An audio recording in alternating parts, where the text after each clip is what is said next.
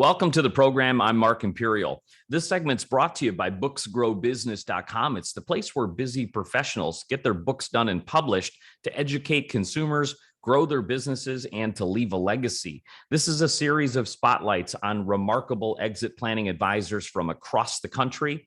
And joining me on this segment is Ted Lape. He's a partner with Lazear Capital. Ted, welcome to the program. Thanks, Mark. Glad to be here. Tell us a little bit about your work and also tell us specifically who are the types of clients that you specialize in helping? Sure. We're a full service investment bank. So we do normal mergers and acquisitions, helping you sell to your competitor, to private equity and all that kind of stuff. But our biggest niche has become ESOPs, employee stock ownership plans.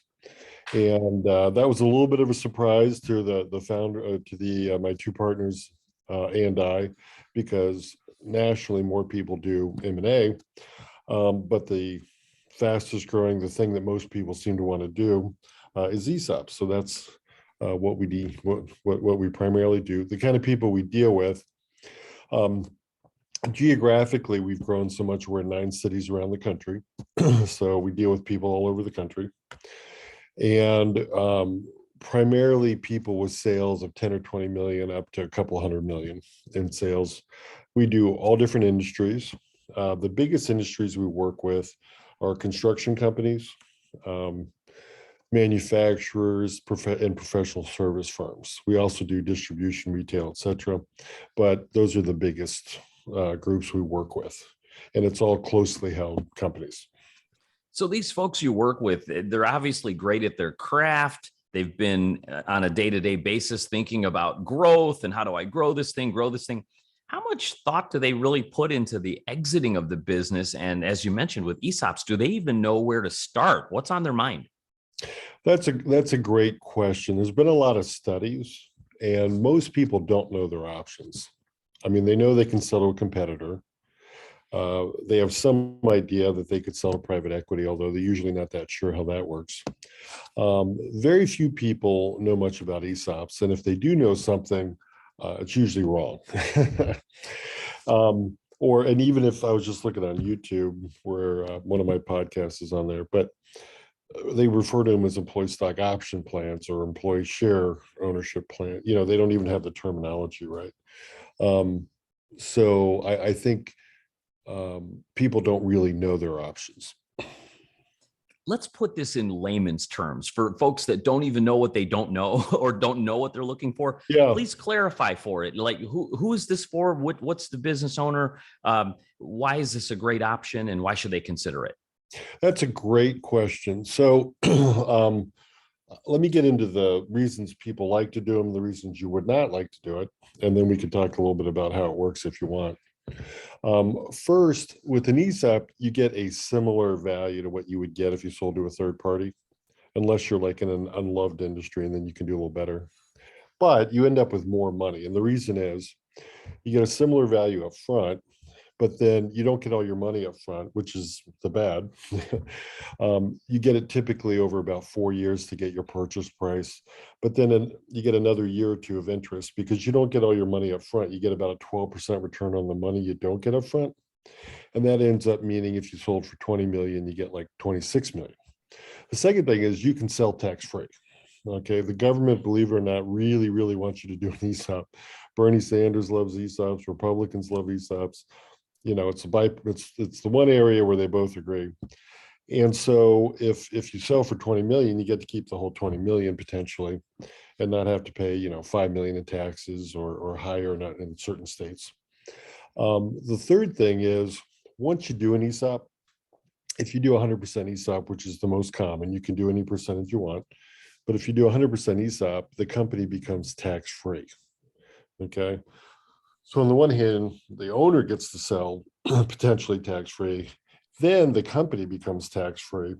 And if you're, you're saving 30 to 45% each year, that's a lot more money to grow for your employees, et cetera. So people like that. The next thing is people like the fact that they get to keep running the company. Okay. So the operational control of the company doesn't change. The employees don't see the books and records. They don't see what people are making. They don't really have a say in running anything. That doesn't change, and people like that. And then it's really good, obviously, for the employees. The average employee retires with something like $51,000. With an ESOP, it's hundreds of thousands to millions. And then there's usually a very robust management incentive plan, which is worth hundreds of thousands to millions to the key people and owners like that. So that's a lot of the features and benefits. If you're interested in the softer side of why also people do it, I could talk about that. Or if I'm running over, then I'll stop. Not a problem. You've got my attention now. It sounds like there's a lot of great benefits to this, but tell us what this looks like in real world application. Can you give us an example? It sounds like you're making an offer to sell the company. Is it to one person, to multiple people? What does the offer look like, and how do you apply it? Yeah, so an ESOP's basically, think of it like a 401k with your stock in it instead of Apple or IBM. So you're essentially selling your business to a retirement plan. Okay. And that's why there's a lot of these tax benefits. And so when you do that, day one, all of the shares are just sitting in a suspense account. No one has any shares. And then those shares are typically allocated over like 20 years, primarily based on how much money you make. So if you make more, you get more shares. You can also do it on how long you've worked there. But they get these shares each year, and then they got to vest into it, just like on a 401k match or something like that. So they vest into ownership of these shares, and then they start to feel ownership. So there's a lot of third-party studies that show productivity goes up 4 to 5%. And we've had a lot of clients where overtime goes way down, productivity goes up, turnover goes down, all that kind of good stuff. So the stock gets allocated, and then down the road, if people leave, the company has to buy the shares back, but they get to wait 5 years and buy it out over an additional 5 years. And then people get their money and they put it in an IRA or a 401k or whatever, because they're going from one retirement plan to another. And then in the meantime, that management incentive plan is paying out, and the different key people are getting big chunks of money outside the ESOP for doing a great job in driving growth. Fascinating insights. Ted, what inspired you to get into this field, and how did you discover ESOPs, for example? How did you get started? Well, I'd love to say that I wanted to go save the world and help employees become rich. But I was a banker, and banking's a commodity, and I apologize to all the bankers listening out there, but it pretty much is. And you go meet with a client and say, hey, I'm going to get to know your business. I'm going to stick with you in the downturn. I got the best products. Let me tell you about them. And do you play golf?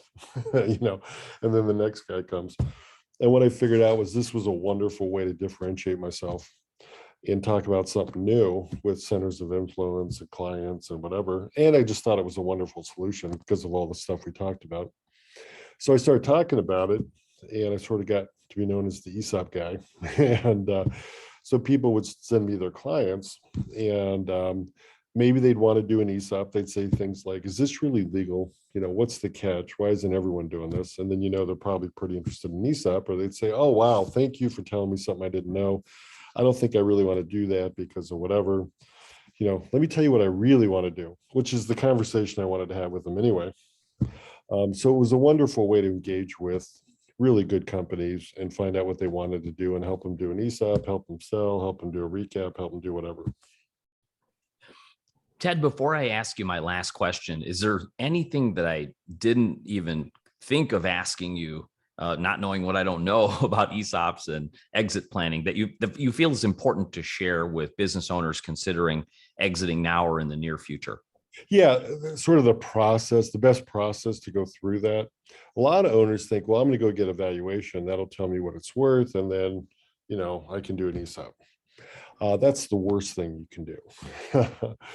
Because what we'll do is we'll have like an initial meeting and talk just in general about their hopes and dreams and how ESOPs work. And then if it still makes sense, then we'll do like an ESOP 101 introduction to ESOPs so they can really understand how ESOPs work. And then if they still like it, we'll do a free feasibility analysis where we'll tell them the value they can count on, what's in it for their employees, key employees, all that extra interest they get, all the additional tax savings. We do all that.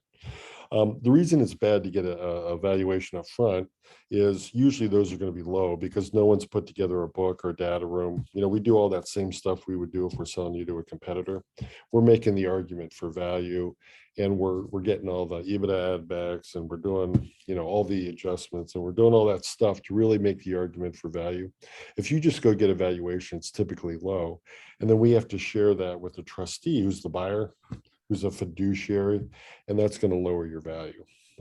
So it's much, much better, to talk to a ESOP investment banker first.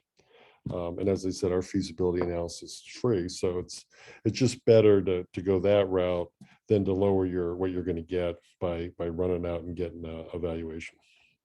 Sage advice, Ted, for business owners listening that resonate with your message and are really considering this as a potential option for them. If they'd like to speak with you, how do they find you and connect? Well, great. You obviously go to our website, lazearcapital.com, Lazear capital.com. They can call me. My work number is 614-221-1701. I hope I didn't do that too quickly. And then I'm just Ted Lape, TL at lazearcapital.com.